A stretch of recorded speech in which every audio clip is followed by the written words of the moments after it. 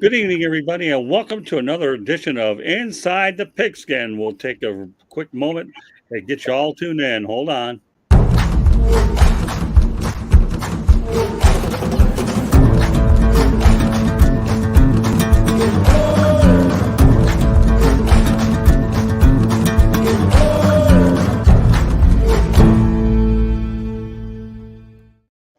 Now, how about those logos, man? We got a lot on the South Florida Tribune Broadcasting Network, and now you are looking live and watching live and listening live to Inside the Pigskin. Tonight, my crew is Coach Sean Bonamago. How you doing, Coach? Good to see you. All right, and smoking Jeremy B. You smoking? Where's your head going? Does it look like a bobblehead? Yes. And by the way, I like the hat. I don't know where I got it from. Some guy down there in Florida sent it to me. Yeah, that's okay. And last but not least, my running back, Mel Farr Jr. How's it going, guys? All right, just to give you a brief overview of what we're doing here. Jeremy wrote a story called Player Education About Gambling. We'll talk about the longest active playoff droughts, which team or teams will snap them, talk about Jordan Love, the sky's the limit for the Packers offense, and finally, DeAndre Hopkins and no rush to sign after a productive visit with the New England Patriots. But before I go any further, we have to go ahead and bring on Will Flying Logo. And let's go ahead. Here's Will. Hello and good evening, he says. All right. Well, that's one of the shorter ones. Okay, go ahead. I don't know if it's just me, but haven't these players of Pete Rose, he bet on his own sport, and look where that landed him. Do not bet on your own sport, especially at your own team's facility when you're home, on the road, or team hotel. Correct. All right. We'll stop at those. And obviously, this is in reference to the story that you wrote, Jeremy, about player education, about gambling. What were you trying to accomplish when you wrote this? I was trying to get something out there ahead of the curve. I just saw that there needs to be something. When 80% of the 250 players surveyed did not know that obscure rule about being in a hotel room when you're on the road counts as NFL facilities, that's a very obscure rule that bit a couple of players in the butt because they didn't bet on the NFL, they bet on college sports. Okay, we'll go to another comment, and then we're going to turn over to you, Coach. Jamison Williams and Stanley Barronhill were suspended for 6 games due to mobile betting on a college football game that occurred at a hotel room during a team road trip in violation of league rules. Okay, we'll continue to roll with Will a little bit more. Okay, we'll talk about Calvin Ridley. That's a story that we always talk about, and we'll talk about it again. And I'm going to add something to that at the end. Calvin Ridley got suspended for betting on games, even for his own team, and others had to give up his salary of $11.1 million in 2022. And what's funny is the main one that got him in trouble is he bet on the Falcons to beat the Jaguars, and the Falcons said, "Watch this, you're a Jaguar," and traded him there. Okay, so Jeremy, with that said, I want you to talk about all the points that you are able to get out or were or whatever, and then I'm going to turn over to Coach. No problem. Just basically, with that 80% of the players, whether veteran or rookie, did not know that rule, the obscure part of it. I understand he broke the rule, and so does Jamison Williams. And my thing about it is there still needs to be more education and also the way they communicate about the suspensions need to be better in the NFL. Because Jamison Williams found out about the suspension from his father, not his agent, not his coach, not the GM, not the commissioner, not the NFLPA, his father, because he saw it ticker across on the NFL network that morning, called him up and said, "Hey, dude, you're suspended for 6 games." And he did the right thing. When the press asked him about it, he goes, "Well, I broke a rule. I didn't know it was a rule, but a rule's a rule, and I got in trouble. I'm going to face my suspension. I'm not going to appeal it. I'm going to do what I have to do to make myself better this offseason to help my team." And if that isn't the sign of maturity and owning up that you did something wrong, even though you didn't know it, I don't know what is. Right. That's true. All right, we're going to turn over to Coach. Thoughts about the gambling situation? It's About gambling? it's tragic. It truly is. I mean, again, until Jeremy mentioned it, I do remember that being covered. It makes sense because you are, if you're in the team hotel, Right. You're technically on at work. It's just unfortunate. It really truly is.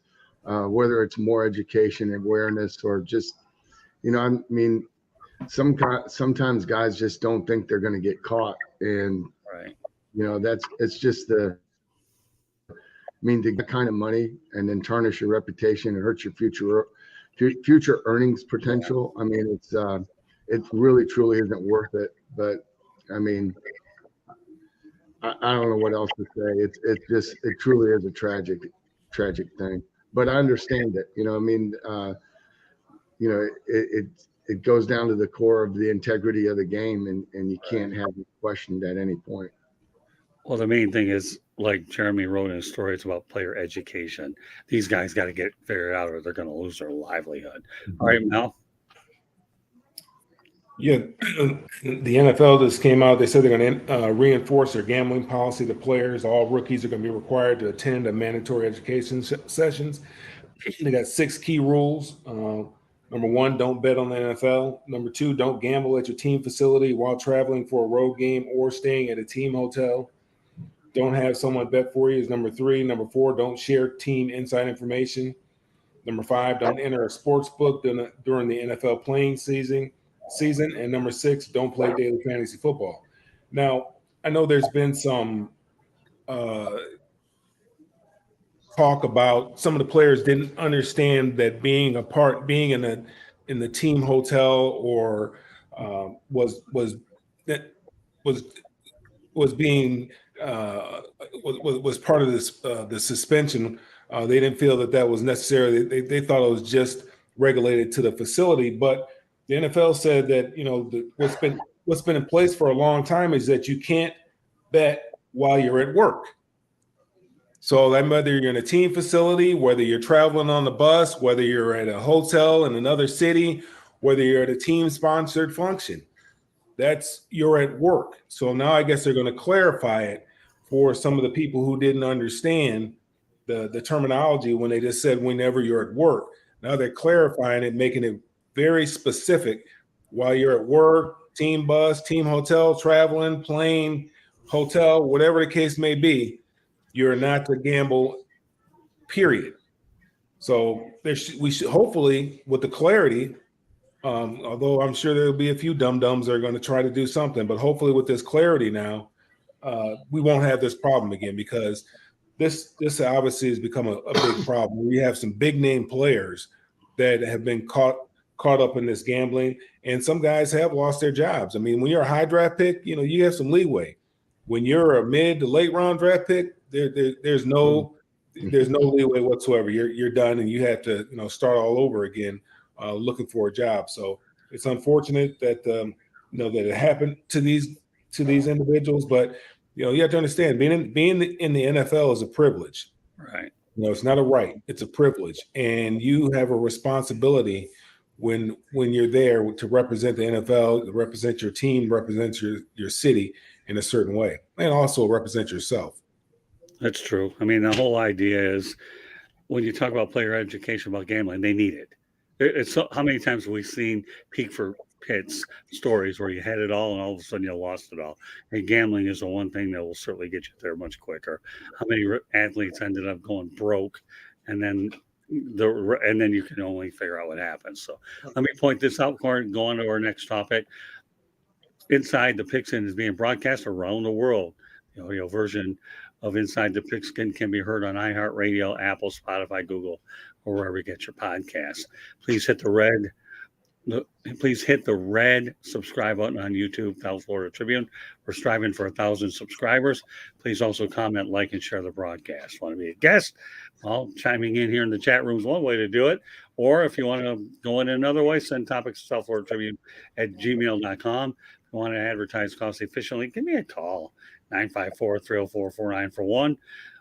We broadcast live on Facebook, LinkedIn, Twitter, and YouTube. Our website is www.southfloridatribune.com. Twitter at Tribune South. Katie Abling does a remarkable job behind the scenes. So for all you on my network as well as Jeremy's network as well, please subscribe because Jeremy and I have our own show called The Professor and the Pupil. And Jeremy's on a lot. So, whether it's Jeremy and I, all our content, we work hard and we want to make sure we bring the guest on there. So if you haven't subscribed yet, please subscribe to South Florida Tribune YouTube channel. I mean, these guys like Coach Bono and Melfar Jr. are gracious to give us their time and they give us their analysis. And we just hope that we can give you the most intellectual analysts that you can get coming from people that have been in the business. And I'm proud of everybody on the network. These two, I think the world of Jeremy.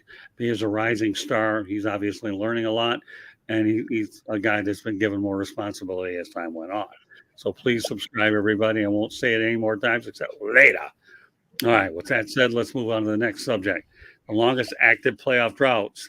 Which teams will snap their streak this season? Let's talk about them first, okay? The Jets haven't been in there since 2011, 10-11. The Broncos 15-16. The Lions 2016-17, the Falcons and the Panthers 2017-18, and the Texans 19-20. All right, with that said, Coach, I'm going to let you lead off with this one. I think all of those teams, with the exception of the Texans, make the playoffs this year. Okay. That's the thing. I mean, I really like the Jets. I love Nate Hackett being back with Aaron Rodgers, and I think that's a really good roster. I like, obviously every team's got to stay healthy, but I see them, contending at least. I think they have a chance to win the North. I really do. So, hey, Jeremy. Oh, yes. Give me a chance to respond. You just said my name. Yeah, I think all of them but the Texans have a shot to make the playoffs. I mean, the Lions more than likely and are the Vegas favorite to win the division. The other teams all improved, including the Jets, but they're even as much as they improved, they're only the second or third best team in that division. So there's a chance that the Dolphins will finish ahead of them, and if that happens, they may not make it because there's a lot of good teams in the AFC. I'll turn over to Mel. Yeah, I'm with Coach on this one here as well. I don't think the Texans have a chance. I really like, the Lions. They were very close last year to making the playoffs. Seattle lost, I believe. They would have made the playoffs. They really controlled their own destiny, but they kind of, after Thanksgiving, things kind of had lost a couple of games. They should have won, especially that Thanksgiving Day game. Right. But yeah, the Texans, I think, have a long ways to go. They have a young quarterback. I think I like the coach that they have there. I think it's going to take some time. Not real concerned. I mean, I'm kind of concerned with the ownership and management there. They kind of, I don't really trust them too much. So I'm a little concerned there. But, Broncos, we know with Sean Payton, we know Russell Wilson is not, whatever happened to him last year, I'm hearing that there's some injuries. We see this year he's staying off of social media. He's getting back serious. Sean Payton's coming there and instilled some discipline in there. What you can do, what you can't do, who can be in the facility, who can't be in the facility. And I think he needed some of that. I think he started drinking some of his own Kool-Aid, and now he has to get back to work. And, what made him Russell Wilson? Because, they're talking about, it could be a competition. I mean, there's going to be a short leash with Sean Payton. You got a new, he has no, I mean, he loves him, but he has no love for him as far as all he wants to do is go in there and win.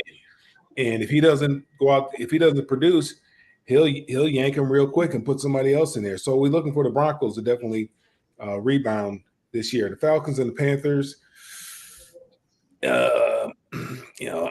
that's Falcons more so than the Panthers probably. Well, really, I don't know. I mean, that's a weak division that they're playing in, so somebody has to come out of it.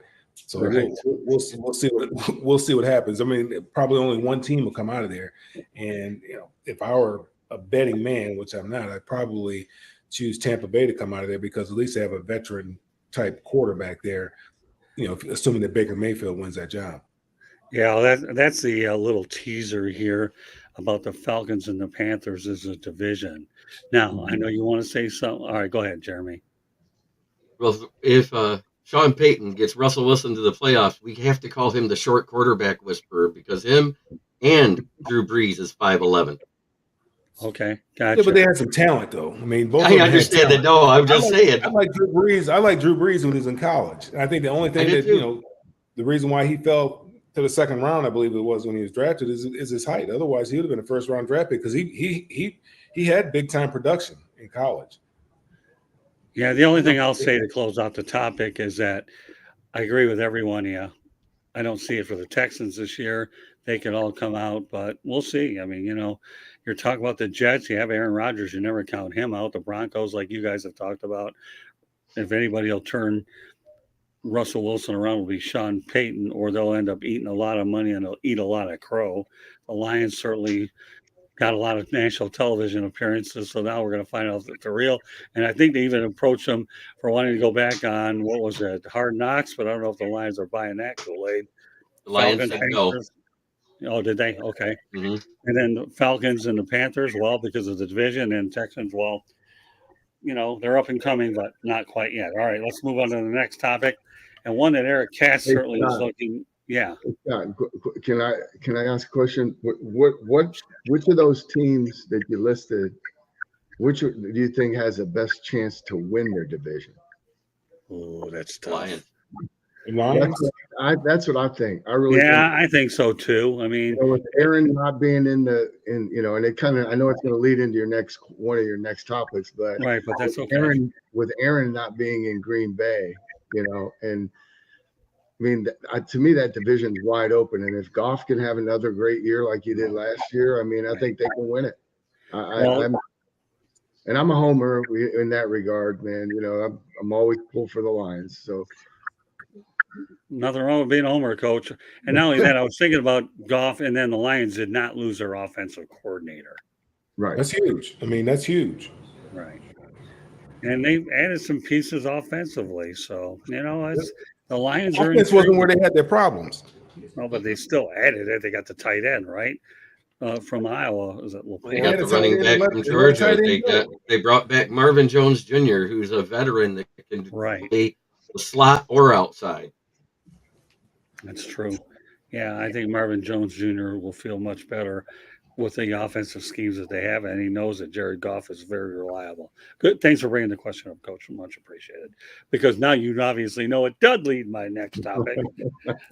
See, if I send you the topics in advance, now he knows segues. He's starting to take care of the broadcasting lingo, even though he's a new guy. EMTA.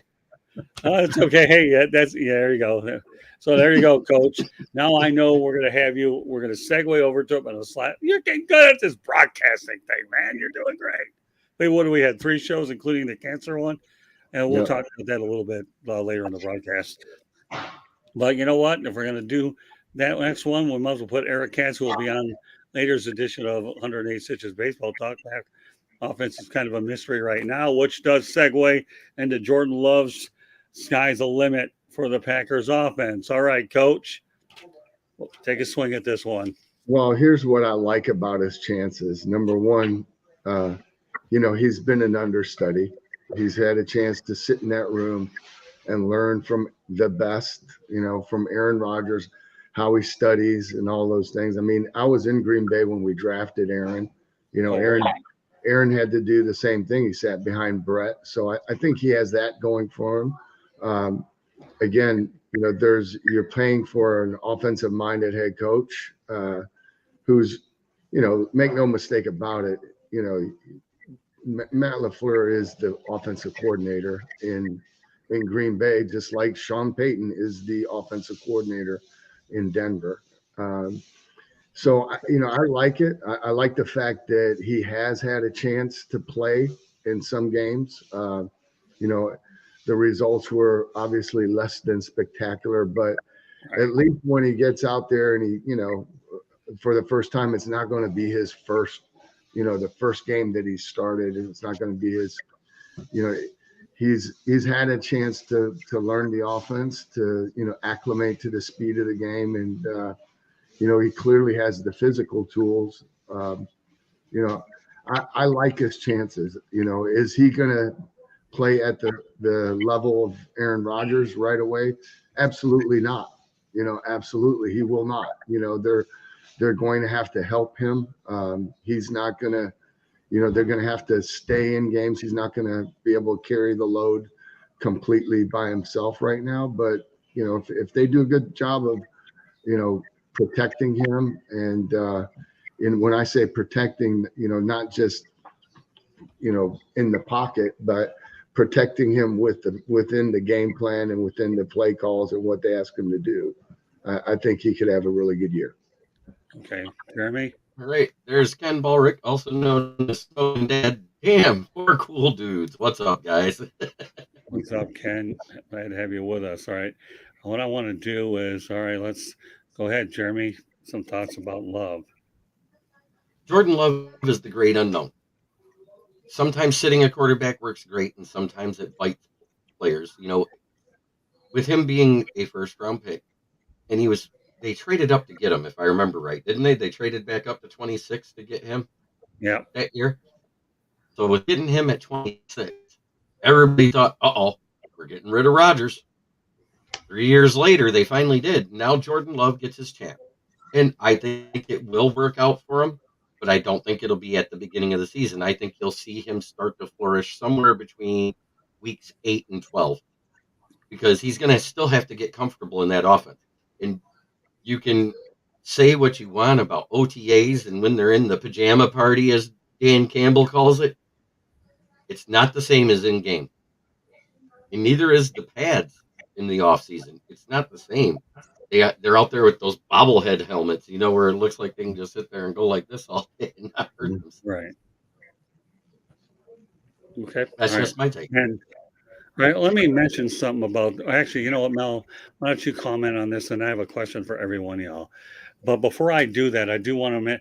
I know Eric brought this gambling thing up. I do want to get it out there just for show and see, and then I'll continue on. So, go ahead, Jeremy. With gambling becoming legal for sports betting, you have to have a program that educated the players, and that was basically the basis of my article. There you go. All right, very good. And we'll go back to Will Vogel. I want to make sure we keep the chat room going. There you go. In my opinion, they need a symposium for rookies and vets every year about gambling and other issues. The symposium for the vets would be more about rule changes made. Once they get educated the first time about the gambling, they shouldn't have to be educated as vets every time. But when there's those obscure rule changes every year, there was one that was added again this year that I didn't know about that has to do with running quarterbacks. And that's going to be my parting shot tonight if we have time. Okay. And we have a evening all here. Well, so let's put it up there. All right, King, good evening to you, my friend. Yes, King SJ. He is. Look at that. He's actually chatting on your channel, not from my channel. That's one of my guys. That's King SJ. He's in Canada. Well, thank you very much. So is my dad. King. I noticed he was actually subscribed to your channel. Beautiful. All right. And one more thing before we give it to Mel. All right. Thank you, gentlemen. Thank you, Eric. We enjoy the participation. And Ralph Williams. Hello, guys. Hello, Ralph. Here you're doing some good thing over at Mancini Media. Keep up the good work. You never know if we might bring on once in a while, so stay tuned. I like to bring in new people, and Ralph's a character in every sense of the word.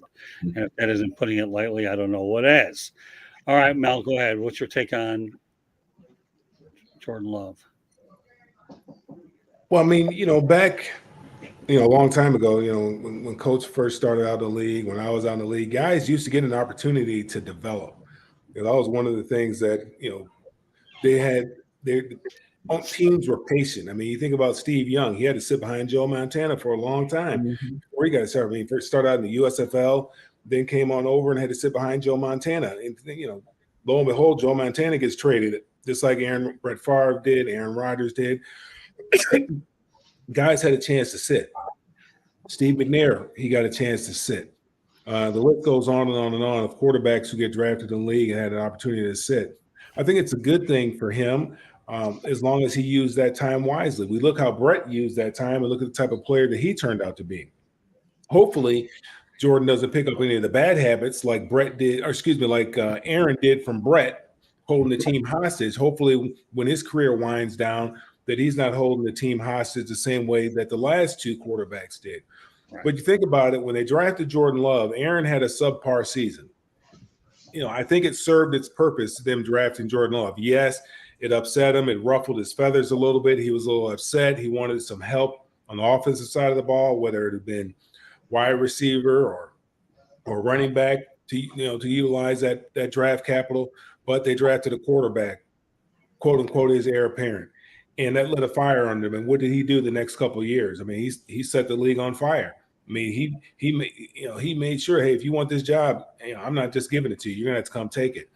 And he was able to hold on to it for 3 years, as we're now talking about. Well, it got to a situation where you had to make a decision with Jordan Love, and it's a business decision. It had nothing to do with how they felt about Aaron or how Aaron was playing.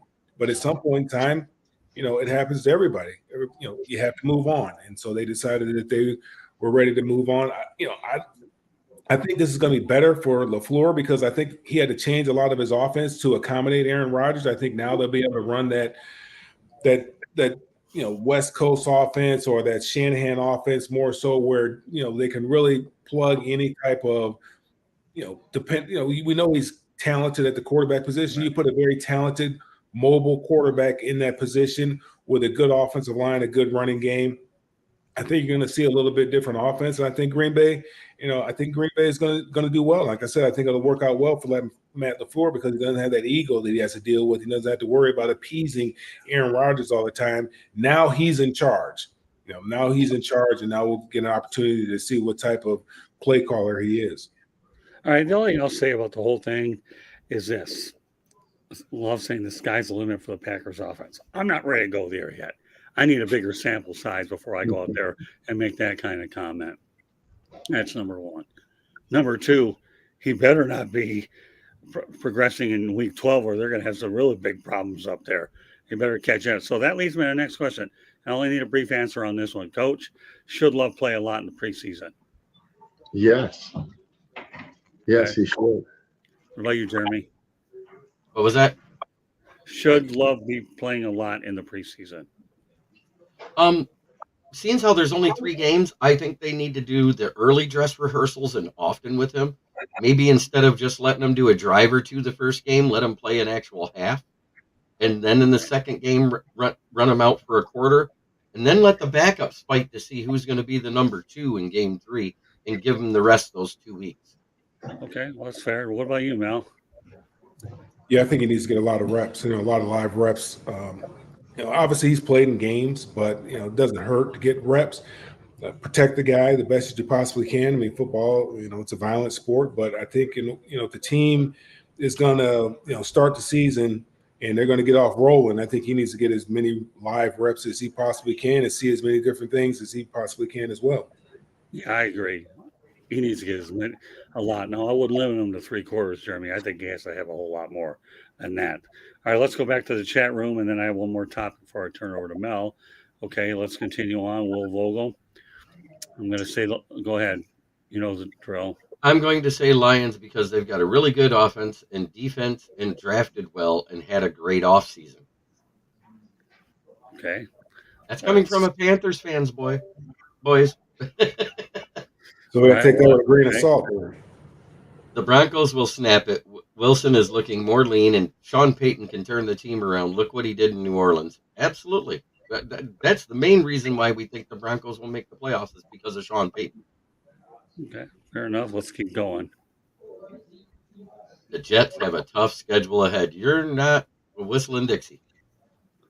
Okay, and then the next one is Eric. All right, what do we got? Texans aren't there yet. Still got some building to do. Absolutely. Ralph Williams. AFC looks tough. NFC, we will see. Okay, Eric goes out on a limb with this one, or Ralph goes out on a limb. 6-11. 6-11 for the Texans. That's probably pretty close. I had them between 5 and 8 for wins. Keep it rolling. Eric? Russ is under the most pressure this year.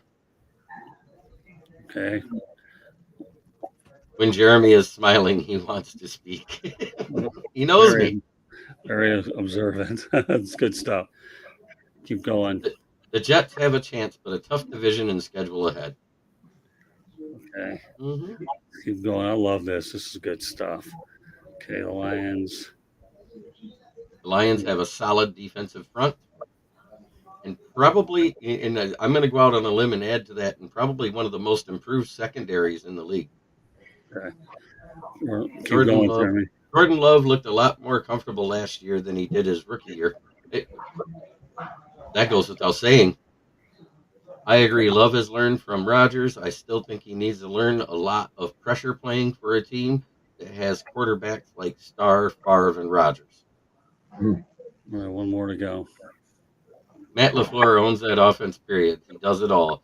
And this is the same guy who got a lot out of Marcus Mariota. Good point. Okay. All right, one more topic to go. Well, there's a report DeAndre Hopkins is in no rush to sign up with despite a productive Patriots visit. All right, so coach, let's talk about DeAndre Hopkins. Where do I think he'll end up, or where would I like to see him? Well, you know what? Why don't you answer both your questions? I'd like to see him in Duval. I'd like to see him in Jacksonville. Really? It'd be a nice little piece to that, that thing that's going on up there that, people in this part of the woods are really excited about. I don't know about nationally, but I think I like the Jags. I like what they did last year, and if they can build off of that, man, it'd be a nice little piece there that just selfishly, man, the other place in the NFC where I think it'd be really interesting would be to see him in Seattle. Those are some interesting ones. All right, Mel, what do you think, partner? Where I'd like to see him go. I really don't have. I've watched him, and I have a lot of respect for his game and what he's done, and I think he's gotten a lot out of it with some of the quarterback play he's had over the years. He's gotten the most out of the situations that he's been in. It really depends on, I think right now at this point in his career, I would think that a championship is what's important to him. I think he should try to look to a team that, has championship aspirations that's right there knocking on the door. At his age, with the money that he's made, just to go out there to get a paycheck, I don't think that's going to get him up out of the bed in the morning. Although, the paycheck may be nice, I don't think that's what's going to get him out of the bed. I think he needs to go somewhere where he feels he has an opportunity to compete. There's a lot of teams. The AFC is stacked. I might look at an NFC team where it might be a little bit easier path to get to the Super Bowl versus going to an AFC, because the AFC is stacked. When you look at the quarterbacks, it's stacked. They're loaded. So I would probably look at an NFC team. You want to mention one? Do I want to mention one? Yeah. As much as it pains me to say it, I'd say the Cowboys. No, actually, I think that Jerry Jones needs a splash guy like him. All right, Jeremy. Well, D-Hop's not in a rush to sign with the Patriots, and that's fine because they're not there. Right now, they are the fourth team in that division coming into the season until they play better. They play better defensively. It's the offenses that needs to get better, and it should get better if they have a player like D-Hop there to be a mentor to all those young receivers they got. That being said, they also got the guy that I said when he was drafted, Mac Jones, is still leading to be the starter there. Right. Who was the most NFL quarterback out of that draft, but he had a ceiling so low he had to duck coming into year two. Yeah, but you think about it, man. They did him a disservice last year. I mean, you have to really just throw that out. And we talked about it. That was a disservice to not having an offensive coordinator, at least somebody that knows the position, that could talk the language. When he had Josh McDaniels, he did well, and he would have continued to grow if Josh was still there, and or if he had an offensive coordinator. Now he's got the guy who, I'm not real high on him, as far as what he did at Alabama, but he did some good things with him when he was at Alabama, and now he's got his coach up there, Bill O'Brien, up there in New England, and I think you're going to see some strides. I think you're going to see what we expected to see from Mac Jones, because he is a talented quarterback. He can throw the football well. He can make all the throws. He's a very smart kid. We know that. He's an extremely bright kid. So picking up an offense wasn't a problem. I just think they put him in a terrible situation. And now we're looking at Mac Jones and blaming him. And it's really not his fault. It's really Bill Belichick's fault. No, that was my take when he was drafted. That's what I was getting at. All right. Well, let me add one thing to this, okay? Because I'm going to turn over to Mel in a moment. Go ahead. So give me your actual thought on the topic, Jeremy, where he should go. Tahiti. Okay.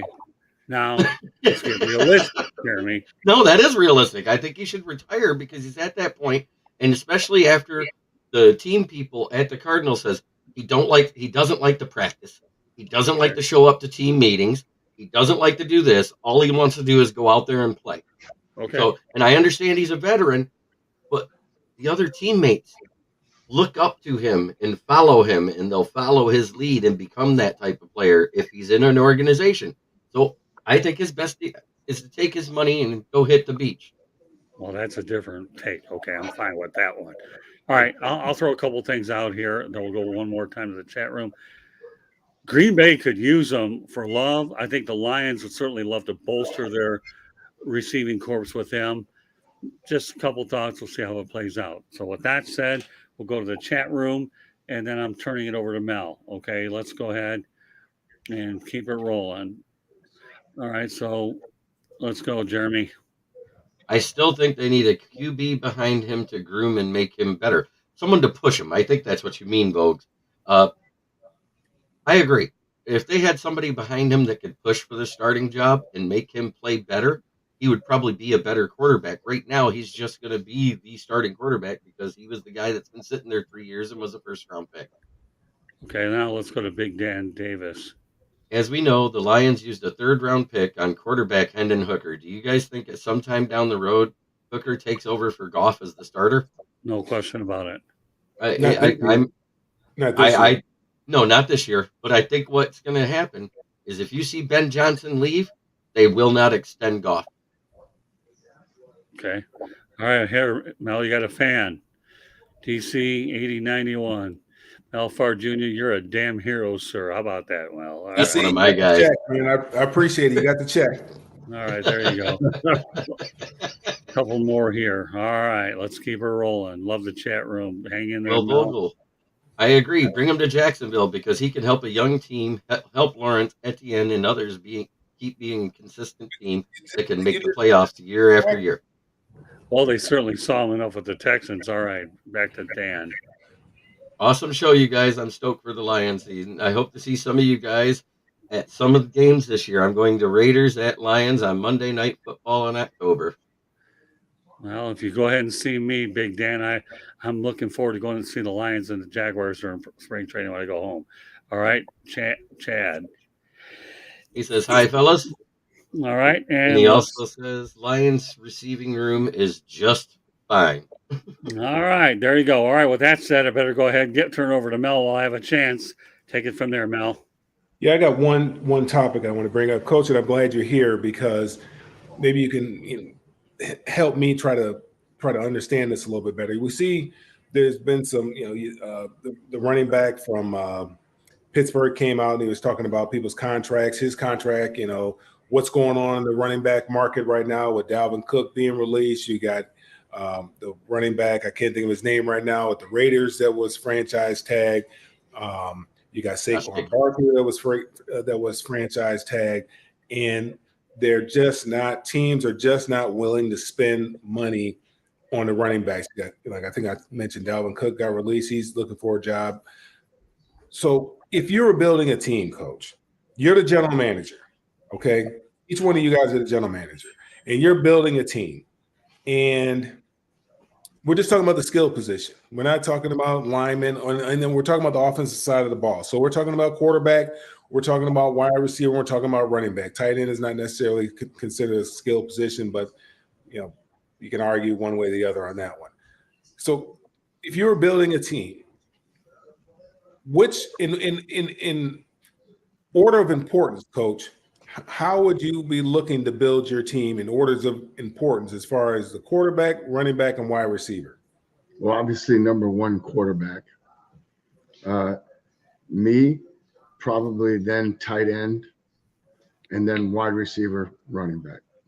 And you know, it's a different game than it was 20 years ago. You know, it really is. And unfortunately, I mean, I love a strong running game, but I just see teams finding guys that are good players in those lower rounds and in those, you know, the unfortunate thing.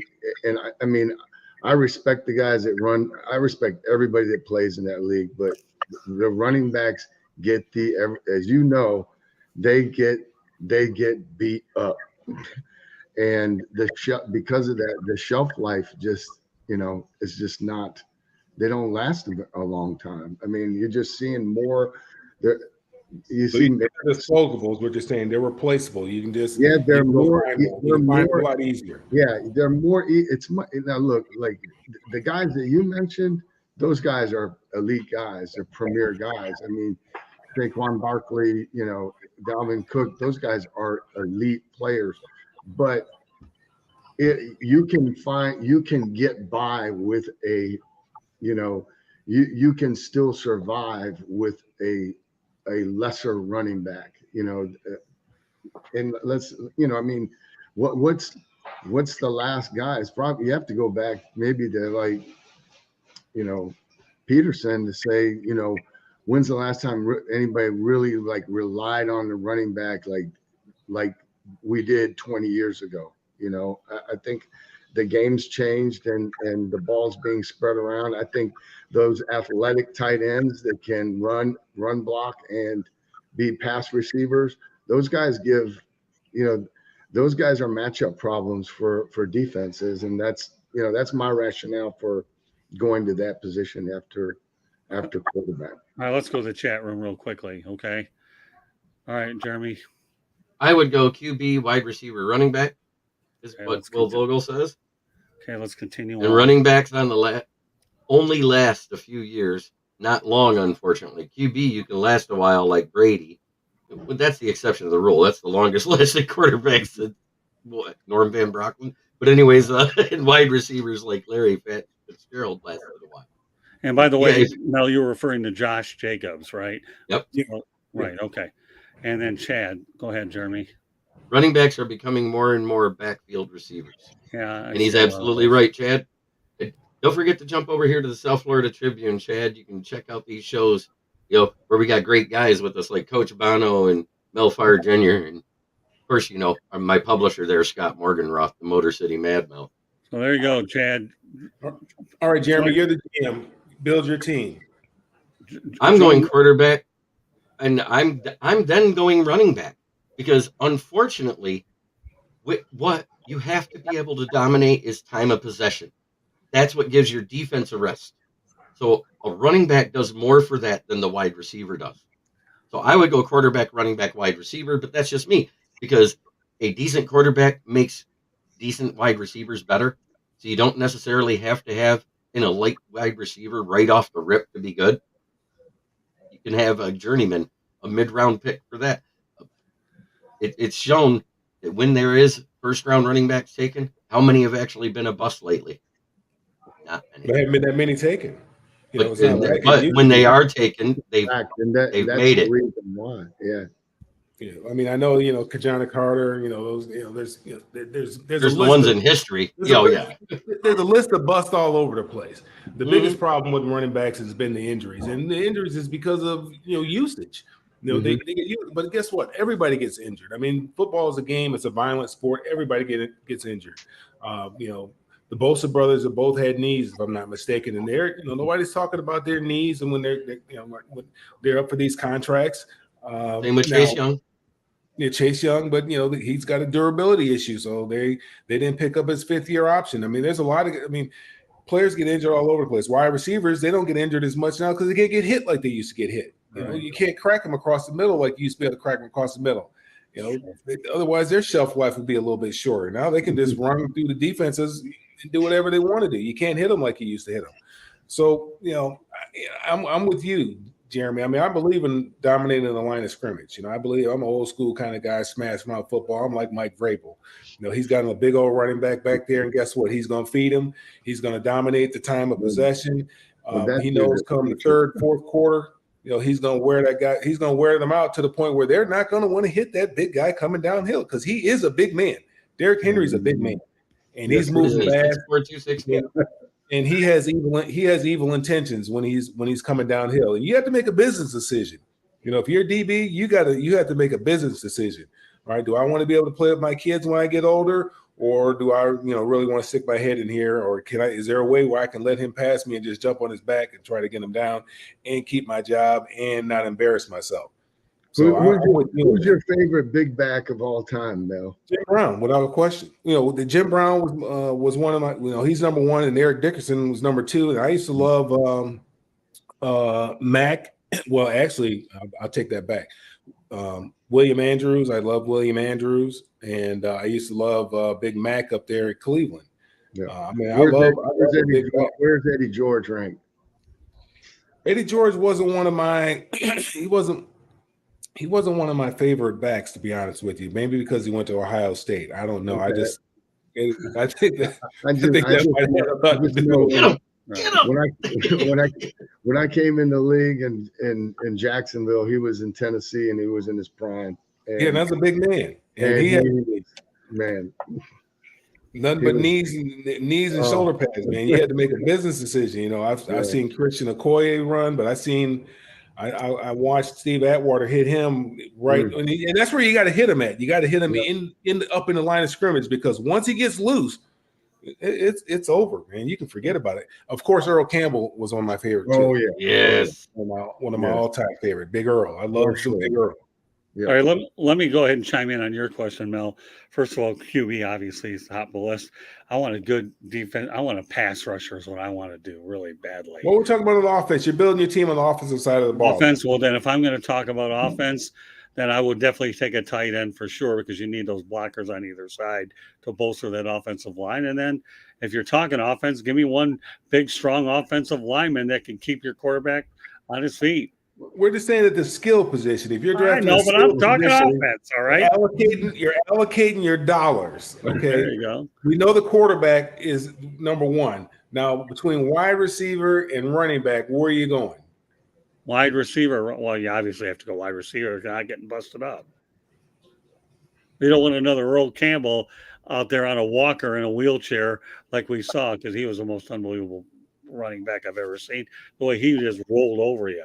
But quarterback, tight end, to me, obviously, and then wide receiver. If we're in that realm, I would go there. It's amazing what's happened with the tight end position. I think it all started probably with Gronk and Hernandez, the things that they were able to do, the versatility that they brought to the game when they played in New England, and how they utilized them. Sometimes Hernandez would, be flexed out. Sometimes they use him as a running back as well. I mean, the guy was super, super talented. And that's when other than Kellen Winslow, when he was flexed out in Eric Coryell offense, I mean, you saw what the tight end could do. But generally, the tight end really didn't have, didn't really have a whole lot of responsibility in the passing game. I mean, every now and then he might get a dump pass, but now you really see the matchup problems that you can create with a tight end. You put a linebacker on him, the linebacker can't cover. You put a safety on it, safety's too little.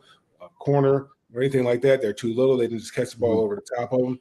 And you got some great tight ends that can absolutely run too, man. They're very, very agile. Mm-hmm. All right, so let's add a couple things here. We only have a few more minutes left to go. Chad, Mike Allstott was obviously a good one for Tampa to watch. Thanks for bringing it up.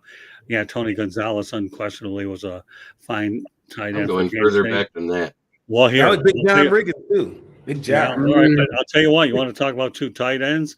How about Charlie Sanders and who was it? Shannon Sharp. No, for the Lions when the top Lions. Charlie Sanders, and then there was David Sloan. And then you had these two. David Hill. David Hill. Thank you. I remember a long time ago the Lions had a duo, David Hill and Charlie Sanders back then in the day, and those guys. David Hill had his little touchdown dance. Yeah, but the Lions started that two tight end situation. Everybody copied at Dallas, and the rest goes on and on. So, but I love all the different ways that we're going in this conversation. It's a thinking man's question, Mel. Good topic that you brought up for sure. So, all right. With that said, was there a parting shot that you wanted to mention? I don't have a lot of time, but I could probably get one in. Jeremy, did you want to mention it real quick? Yeah. we were talking about rule changes last week, and I want to throw in the fourth one that we didn't even mention. And it's kind of crazy. It has to do with running quarterbacks and the play of the game. Now, no matter where a running quarterback is, whether it's behind the line of scrimmage, if he is outside the pocket and he pitches the ball forward to a running back, it is considered an illegal forward pass. So therefore, it's a penalty. So the RPO, if he pitches it forward, if he's behind the line of scrimmage, but he's outside the pocket, in other words, he's starting to scramble in an RPO, and the running back is ahead of him, and he pitches it forward, it's an illegal forward pass, just like it is for the running back to give it to a wide receiver or anything else. All right, I want to mention this, Chad. Thank you very much for the kind words. If you would please do us a favor and share and make sure everybody subscribes so they can see it as well. But we appreciate your input in the chat room. It's been totally appreciated, Chad. So please give us a hand, shout, and spread the word. And I want to thank everybody in the chat room for all the fine comments. I'm not going to single out every one person. You all know who you were. You all know who participated. And what's so fun about the chat room is when we do it, it's just a blast because, Coach, that's what we really, really strive for, is for us to be able to take these comments by the fans and bring them up. I can have so many topics if I want to, but they're the ones we're doing it for. If we want to sit there in a bar room and start talking about it ourselves, we could do it. But these people here, to me, in our chat room, are the MVPs, and I want to say that very much from my heart and my mind. So with that said, I want to mention one last time that Inside the Pigskin is being broadcast around the world. The audio version of the Inside the Pigskin can be heard on iHeartRadio, Apple, Spotify, Google, or wherever you get your podcast. Please hit the red and subscribe button on YouTube. South Florida Tribune, we're striving for 1,000 subscribers. Please also comment, like, and share the broadcast. Want to be a guest? Well, the chat room, we had a lot of those people participating. That's one way to do it. Or send the topic ideas to southfloridatribune@gmail.com. If you want to advertise cost efficiently, call me at 954-304-4941. We broadcast live on Facebook, LinkedIn, Twitter, and YouTube. Website, www.southfloridatribune.com. Twitter @Tribune South. Candy Ebling does an incredible job behind the scenes. On Thursday night, I want to also talk about something that Coach Bono and I did. We talked about his cancer survival. That show can actually be seen on No Limits. So please go to No Limits on the South Florida Tribune YouTube channel. Coach and I really wanted to bring that message out, and he has a very, very inspiring story. Yeah, it's definitely a must watch and a must listen, folks. So please check it out. If you have any problem finding it, email us, southfloridatribune@gmail.com. We'll steer you over there. Also, I'm proud of the fact that Jeremy and I are definitely going out there and developing the professor and the pupil. Jeremy, give them a real quick overview about, to me, how it turned out. And our next episode will not be done on this Sunday because I have a conflict with the Marlins game, but my plan is to bring it back hopefully the following week. Jeremy, give everybody a preview of what they can look for on our show. What we're going to do is we're going to cover one major four-sport topic, not of all four sports, just one major topic that's leading the headlines at the end of the week. And then we're also going to cover the outside the four major sports, like billiards, bowling, ping pong, cornhole. There's all sorts of sports out there. Pickleball, beach volleyball, auto racing, drag racing, IMSA, NASCAR, all of it. We're going to do something and pick 4 different topics from 4 different outside the four sports. There you go. Professor in the Pigskin. All right, Coach. Any final thoughts, comments, contact information? It's been a great show. I've enjoyed it. I think I'm getting better. And the only thing I would say is, I think if Mel was the owner and you were the GM, I think you got fired today, Scott. I did? Oh, well, you're getting better at the show because, number one, you're learning what the word segue is, okay, to begin with. So, when you have these topics in advance, you're learning the broadcast. I'd like to know how I got fired tonight. Because he said the 3 skilled positions and he labeled them, and you said, okay, I'm going to go pass rusher. That's defense. That isn't even offense. Well, you know what? As far as I'm concerned, I give you that one that I probably decided to get on with team building. So I'll accept it where it's due. Okay. Team building. Remember, Coach, everybody did that, but yeah, definitely, Mel, you got me there. But you know what? I'll own it. No problem. I don't have an ego bigger than Mount St. Helens. So just because I was thinking about team building and Mel Farr, who's not really a baseball player, decided to throw a curveball and I missed that, I can live with it. That's okay now. He'll be There's standing a pretty outside good of Pro baseball Player There is a Stadium. reason why Mel Farr Jr. is the co-host, just so you know. Because he Scott's gets next position in GM world will be holding a sign outside of Pro Player Stadium saying, "We'll draft for food." Well, but you know what though? If I'm going to get fired, hold on now.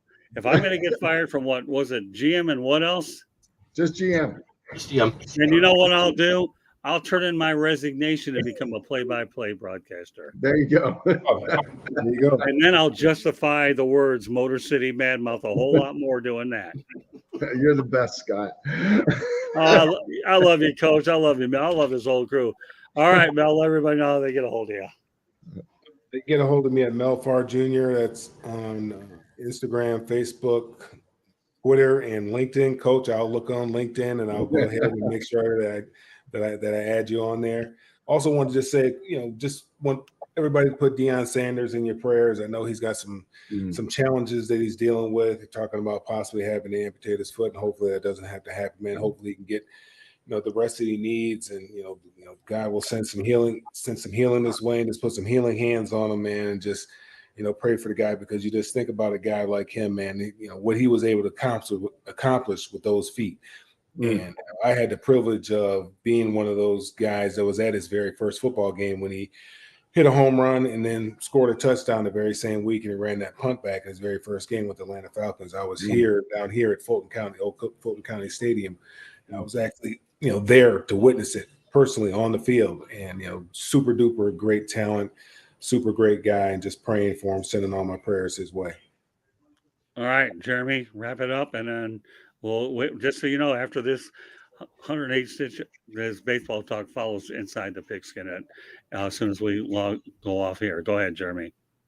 Well, as you know, you can find me right here on the South Florida Tribune channel, where I talk with Inside the Pigskin, sometimes 108 Stitches, sometimes Professor and the Pupil, sometimes the Sports Exchange, sometimes Fire Up Michigan, or anywhere else Scott says, "Hey, Jeremy, I need you tonight." I'm there.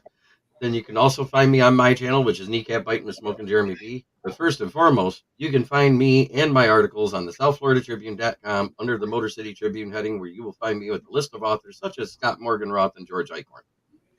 All right. Well, you know what? Glad everybody enjoyed the show. I enjoyed the show too at the end because I had to eat crow, but that's okay. I've eaten worse things than that. If I have to eat crow, remember, there's only one thing worse than eating crow. Go out there in college and put a grilled cheese sandwich in a microwave for 4 minutes, and your teeth are going to come out. And that, tell you what, thankfully it didn't happen. Although I did make the sandwich that could have broken a triple pane window. Where did that come from? Who knows? Who cares? Comedy 101. What can I tell you? But no, I want to thank. So on behalf of Coach Bono, Mel Farr Jr., Jeremy Ballrick, my name is Scott Morganroth, the Motor City Madmouth. Thank you for joining us on this edition of Inside the Pigskin. 108 Stitches Baseball Talk is coming up.